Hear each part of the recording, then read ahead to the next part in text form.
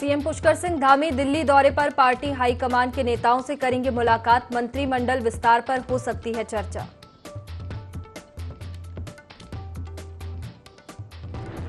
कांवड़ यात्रा को लेकर पुलिस प्रशासन हुआ एक्टिव। 4 जुलाई से शुरू हो रही कांवड़ यात्रा। एडीजी लॉ एंड ऑर्डर ने पुलिस फोर्स की ली बैठक।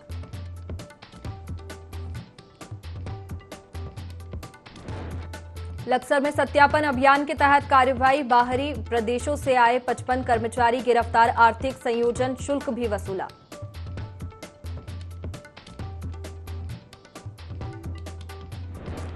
बारिश में बढ़ी श्रद्धालुओं की परेशानी। उफान पर खचुड़ नाला। तीर्थ यात्रियों से धैर्य रखने की अपील।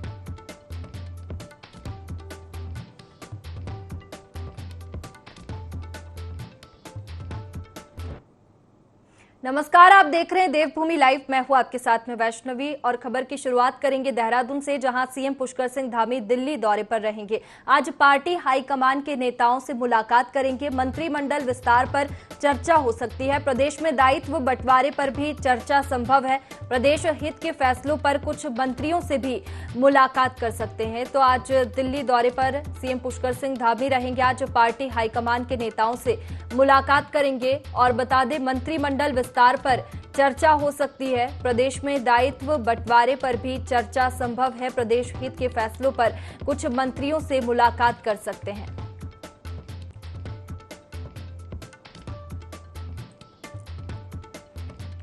तो देखिए, सीएम पुष्कर सिंह धामी दिल्ली दौरे पर रहेंगे। आज पार्टी हाईकमान के नेताओं से मुलाकात करेंगे। मंत्रिमंडल विस्तार पर चर्चा हो सकती है। प्रदेश में दायित्व बंटवारे पर भी चर्चा हो सकती है। प्रदेश हित के फैसलों पर कुछ मंत्रियों से भी मुलाकात कर सकते हैं।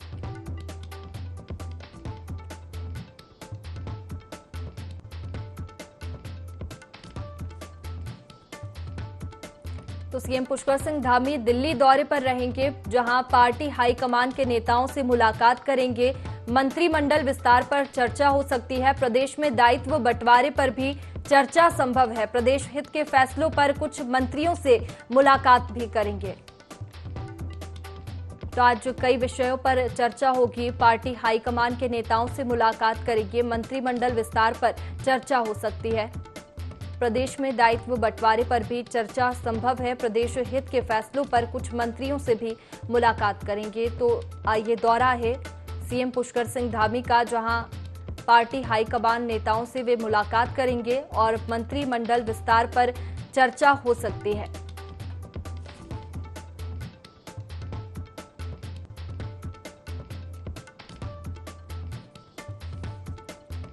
तो देखिए, सीएम पुष्कर सिंह धामी का ये दिल्ली दौरा है, जहां आज पार्टी हाईकमान के नेताओं से मुलाकात करेंगे। मंत्रिमंडल विस्तार पर चर्चा हो सकती है। प्रदेश में दायित्व बंटवारे पर भी चर्चा हो सकती है। प्रदेश के हित के फैसलों पर कुछ मंत्रियों से भी मुलाकात कर सकते हैं। तो बता दें कि उत्तराखंड को आगे बढ़ाने की और मुख्यमंत्री पुष्कर सिंह धामी हमेशा प्रयासरत रहते हैं और अग्रसर रहते हैं। आज पार्टी हाईकमान के नेताओं से मुलाकात करेंगे, जिसमें प्रदेश के हित के फैसलों पर भी कुछ मंत्रियों से मुलाकात कर सकते हैं। ये अहम दिल्ली दौरा सीएम पुष्कर सिंह धामी का है। मंत्रिमंडल विस्तार पर भी चर्चा हो सकती है।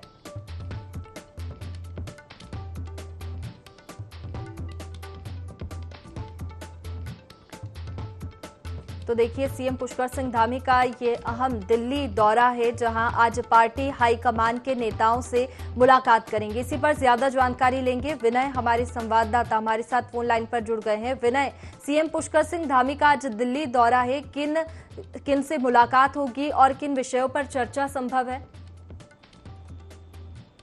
जी बिल्कुल, देखिए आपको बता दें कि आज मुख्यमंत्री पुष्कर सिंह धामी का जो दिल्ली दौरा है वो एक महत्वपूर्ण दौरा जो है इस बार माना जा रहा है। और साथ ही साथ इसमें जो है कई केंद्रीय मंत्रियों से भी जो है यहाँ पर उनकी मुलाकात हो सकती है। और इसमें यहाँ पर मंत्रिमंडल की अगर बात करें तो मंत्रिमंडल को लेकर जो है यहाँ पर चर्चा की जाएगी। साथ ही साथ जो दायित्वों के जो बंटवारे होने हैं उस पर भी जो है यहाँ पर मंत्रियों से जो है यहाँ पर सीएम धामी मिलेंगे और इसको लेकर के जो है अपनी बात रखेंगे। जी बिल्कुल, मुख्यमंत्री पुष्कर सिंह धामी हमेशा उत्तराखंड को आगे बढ़ाने की ओर अग्रसर है विनय, और इसके साथ ही वहां से जो निर्देश मिलेंगे वो यहां पर मंत्रियों को सीएम पुष्कर सिंह धामी देंगे।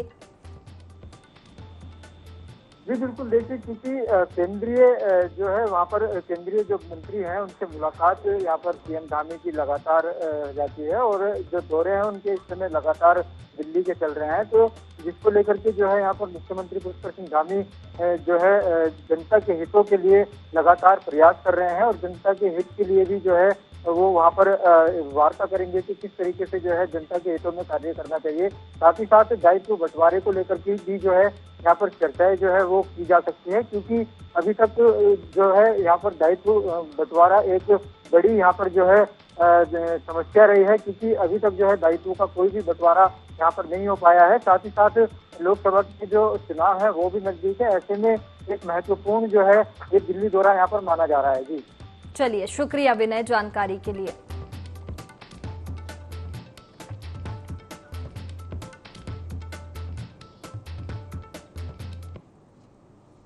आगे बढ़ेंगे हरिद्वार से खबर, जहां कांवड़ यात्रा को लेकर पुलिस प्रशासन एक्टिव हुआ है। 4 जुलाई से शुरू हो रही है कांवड़ यात्रा, जिसको लेकर के एडीजी लॉ एंड ऑर्डर ने पुलिस फोर्स की बैठक ली है। इस बार कांवड़ यात्रा के सारे रिकॉर्ड टूटने की संभावना है। कांवड़ वाहनों को इस बार बिना पंजीकरण नहीं आने दिया जाएगा। इस बार बारकोड से पार्किंग व्यवस्था की सारी जानकारी मिलेगी। तो कांवड़ यात्रा को लेकर पुलिस प्रशासन एक्टिव हुआ है। 4 जुलाई से कांवड़ यात्रा की शुरुआत हो रही है, और इसी को लेकर के एडीजी लॉ एंड ऑर्डर ने पुलिस फोर्स की बैठक ली है, जिसमें गाइडलाइन कांवड़ यात्रा के लिए जारी की गई है। इस बार कांवड़ यात्रा के सारे रिकॉर्ड टूटने की संभावना है। कांवड़ वाहनों को इस बार बिना पंजीकरण नहीं आने दिया जाएगा। इस बार बारकोड से पार्किंग व्यवस्था की सारी जानकारी मिलेगी। तो देखिए, कांवड़ यात्रा की शुरुआत होने जा रही है, जिसको लेकर के पुलिस प्रशासन भी एक्टिव हुआ है, और सारे इंतजाम कांवड़ यात्रा के लिए किए गए हैं, और कुछ गाइडलाइंस भी जारी की गई है। 4 जुलाई से कांवड़ यात्रा शुरू हो रही है। एडीजी लॉ एंड ऑर्डर ने पुलिस फोर्स की बैठक ली है। इसी पर ज्यादा जानकारी लेंगे, संवाददाता गोविंद हमारे साथ में फोन लाइन पर जुड़ गए हैं। गोविंद, जल्द ही कांवड़ यात्रा शुरू हो रही है, बैठक में क्या कुछ गाइडलाइन जारी की गई है? बिल्कुल, देखिए वैष्णवी, कल से जो है हरिद्वार में कांवड़ यात्रा शुरू होने वाली है, और प्रदेश स्तर में जो है भारी संख्या में यहाँ कांवड़िये जो है उत्तराखंड की तरफ को रुख करेंगे। इसको लेकर जो है जो एडीजीपी लॉ ऑर्डर जो है उन्होंने जो है यहाँ पर पुलिस कर्मियों की यहाँ पर बैठक ली है। साथ ही जिस तरह से पुलिस फोर्स को यहाँ पर लगाया गया है, कहीं ना कहीं जो टीमें हैं पुलिस की वो यहाँ बैरिकेड करके जो है अपना काम करेगी, क्योंकि प्रदेश भर में जिस तरह से रोड डाइवर्ट किया गया, तो अलग अलग स्थानों पर पुलिस बल यहाँ पर लगाया गया।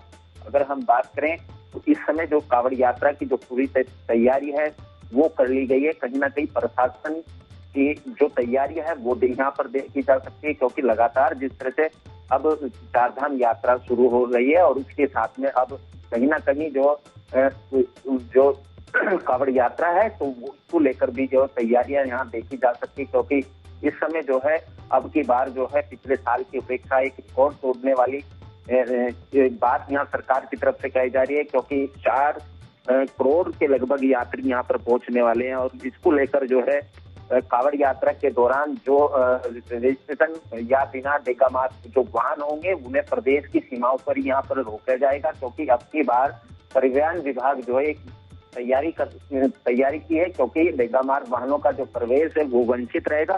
साथ ही जिस तरह से कांवड़ यात्रा कल से शुरू होगी, उसको लेकर जो है अब जो है सड़कों पर यह तमाम वो तैयारियां देखी जा सकती है। पुलिस बल को यहाँ पर लगाया गया, रोड डाइवर्ट जो किए गए हैं उसको लेकर यहाँ पर सीसीटीवी से निगरानी होगी। साथ ही अगर बात करें तो पूरे शहर में ड्रोन से जो है पुलिस जो निगरानी करेगी, और असामाजिक जो तत्व हैं उनको लेकर भी खासा जो चौकन्ना यहाँ पर पुलिस उत्तराखंड कर रही है। वैष्णवी, बिल्कुल, काफी कुछ इंतजाम किए गए हैं कांवड़ियों के लिए। बहुत शुक्रिया गोविंद आपका जानकारी के लिए।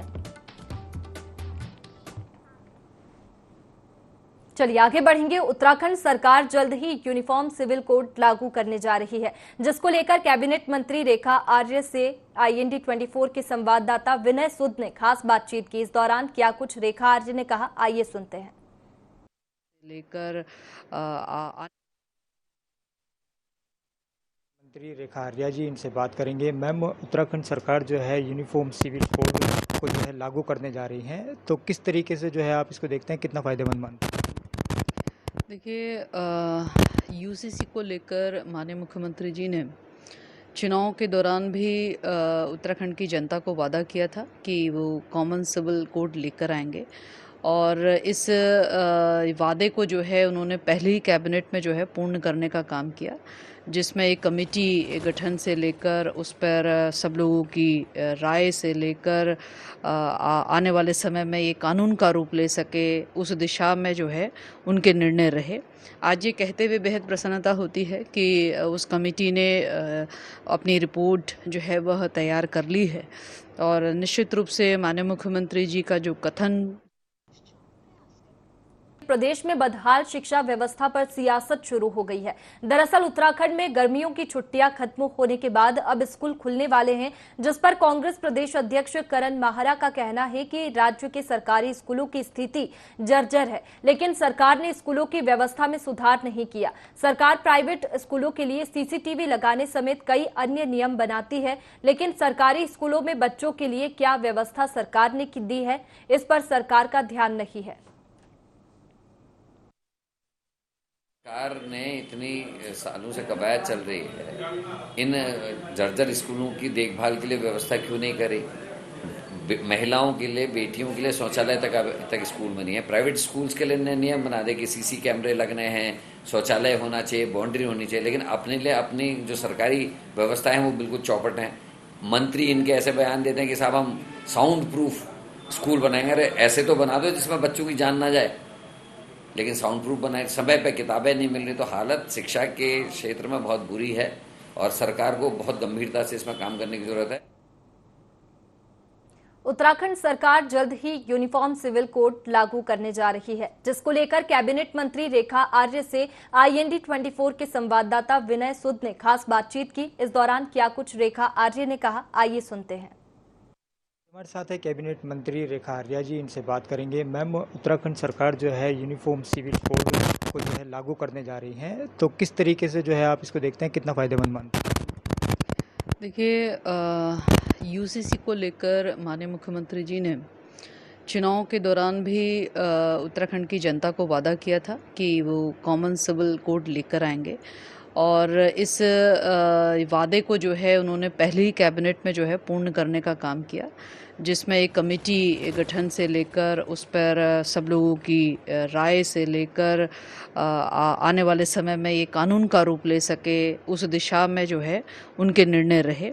आज ये कहते हुए बेहद प्रसन्नता होती है कि उस कमेटी ने अपनी रिपोर्ट जो है वह तैयार कर ली है, और निश्चित रूप से माननीय मुख्यमंत्री जी का जो कथन जनता के मध्य में रखा गया कि हम यूनिफॉर्म सिविल कोड, ताकि आने वाले समय में महिलाओं के अधिकार सुरक्षित रह सके, आने वाले समय में कुछ नियम कानून इस प्रकार के कुछ विषयों को लेकर सब जगह समांतर होने चाहिए, उसको लेकर उसकी गंभीरता को समझा, और जनहित में यूसीसी को लेके आने का जो निर्णय रहा है, मैं समझती हूँ बहुत कारगर है, और आने वाले समय में न्यायालयों में इस प्रकार के विषय जो हैं वो अब कम होंगे, और एक समांतर कानून होने से जो है अलग अलग प्रकार की जो प्रक्रियाएं हैं, चाहे वो अडॉप्शन के मामले होंगे, चाहे वो अन्य कोई मामले हैं, या संपत्ति के दावे के मामले होंगे, तो ऐसे बहुत सारे मामले हैं जिनको लेकर जो है अलग अलग धर्मों में अलग अलग राय उसमें बनी हुई रहती है,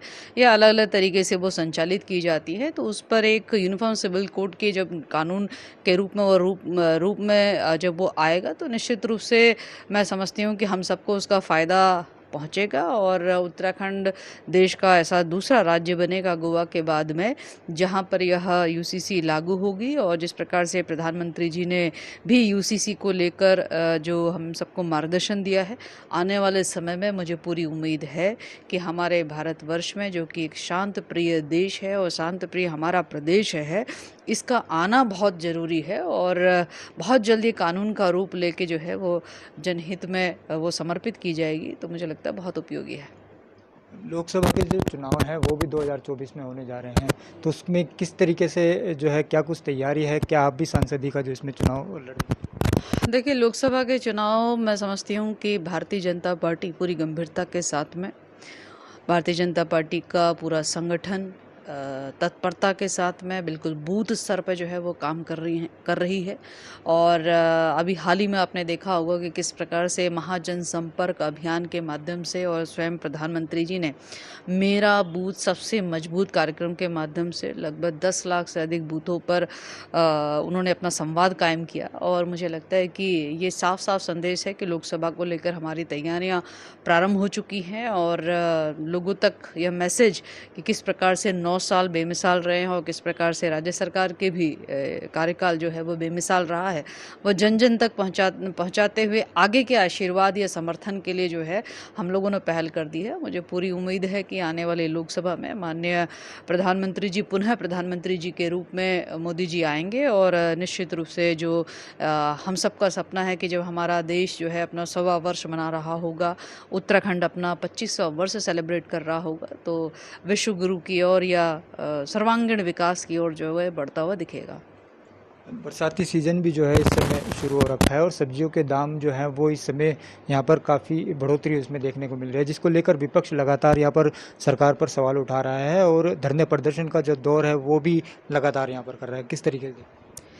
देखिए, मैं मानती हूँ कि महंगाई जैसा सब्जेक्ट कभी भी स्थायी नहीं रहता है और मुझे लगता है कि ये हर समय उत्पादन के हिसाब से चीज़ों में रेट्स में परिवर्तन आता रहता है और सरकार की ये कोशिश होती है कि जो सबसे गरीब तबका है उसको राहत मिलती रहे।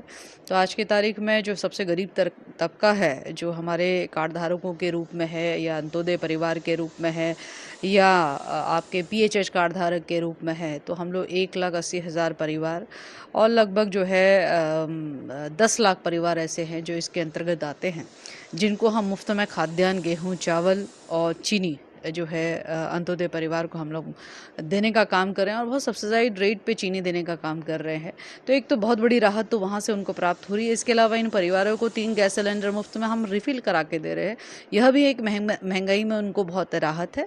रही बात जो आज यदि सब्जी, तेल इत्यादि की यदि हम बात करते हैं, तो मुझे लगता है कि ये समय के साथ में रेट्स में परिवर्तन आते रहते हैं, ये स्थायी नहीं है और मैं समझती हूँ कि जो गरीब तबका है उसको लेकर सरकार हर प्रकार का प्रयास करते हुए उनको मदद कर रही है। ये थे कैबिनेट मंत्री रेखा आर्या जी, जिन्होंने यहाँ पर साफ कर दिया है कि जनता के हित में उत्तराखंड सरकार पूरी तरह से यहाँ पर काम कर रही है और लोकसभा के जो 2024 में जो चुनाव होने हैं उसमें भी जो है एक अहम जो रोल है वो यहाँ पर सरकार का रहेगा और जो 5 सीटें हैं, 5 सीटों पर जो है यहाँ पर जीत यहाँ पर सरकार की बीजेपी की होनी निश्चित है। देहरादून से कैमरा पर्सन रिंकू के साथ विनय सूद, IND 24 देहरादून। चलिए आगे बढ़ते हैं। प्रदेश के DGP अशोक कुमार अल्मोड़ा दौरे पर है, जहां पर उन्होंने पुलिस लाइन अल्मोड़ा का निरीक्षण किया और मीडिया से वार्ता करते हुए कहा कि प्रदेश में बनाए गए नए थानों में स्टाफ की पूर्ति जल्द ही कर दी जाएगी। साथ ही राजस्व क्षेत्रों के लोगों को ज्यादा से ज्यादा जागरूकता अभियान चलाया जाएगा। इसके साथ ही उत्तराखंड को ड्रग्स फ्री करने के लिए और सशक्त कदम उठाए जाएंगे और उत्तराखंड के बॉर्डरों पर लगातार निगरानी की जा रही है।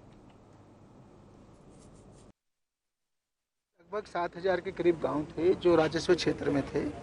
उनमें से अभी जो राज्य सरकार द्वारा 6 थाने और 20 चौकियां खोले गए हैं और कुछ क्षेत्र विस्तारीकरण किया गया, तो ऐसे 3200 के करीब गांव जो है अब रेगुलर पुलिस में आ गए हैं, नियमित पुलिस में।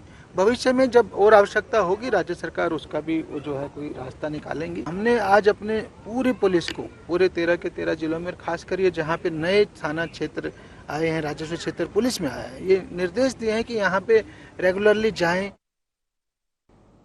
चलिए आगे बढ़ेंगे। मुख्यमंत्री और सांसद गढ़वाल तीरथ सिंह रावत ने नगरपालिका परिषद जोशीमठ के MRF centre, compactor plant RRR centre का स्थलीय निरीक्षण किया।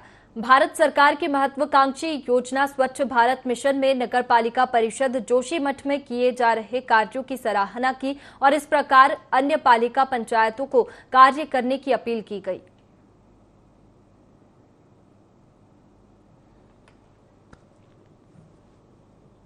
फिलहाल देवभूमि लाइव में इतना ही। आप बने रहिए IND 24 पर। नमस्कार।